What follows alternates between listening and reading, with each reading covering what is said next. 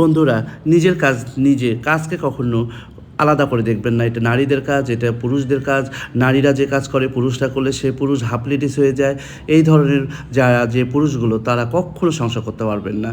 সংসার এখন মিলেমিশে করতে হবে। পুরুষরাও শিখে থাকতে হবে, নারীরাও শিখে থাকতে হবে, দুইজন মিলেই সংসার সামলাতে হবে। আমি এই কাজগুলো শেখা ছিল বলে আমি মাঝে মাঝে রান্না করি। তারপরে দেখা যায় ১০০ মেহমান আসলেও আমি ভয় পাই না। কেন যে দেখা যায় আমি সব কিছু সামলে নিতে পারি, এটা আমি শিখে ফেলেছি। আমি দেখেন রান্না করি, এই যে এই ধরনের কাজগুলো শিখে থাকা ভালো। এই যে পোলাও করেছি, সাদা পোলাও, তারপরে এই যে রোস্ট করা হয়েছে, সাদা রোস্ট, ডিমের কোরমা করা হয়েছে, তারপরে চাইনিজ আইটেম করা হয়েছে সবজি, তারপরে দেখা যাচ্ছে যে এই যে দেখেন খেজুর আছে। এখন ইফতারির আয়োজন, তো আজকে এই ধরনের শর্টকাটে খুব সুন্দর একটা আইটেম করা হয়েছে। সবাই ভালো থাকবেন, সুন্দর করে সংসার করবেন। কোন কাজ কি আলাদা করে কখনো ভাববেন না, তাহলে কখনো সংসার করতে পারবেন না।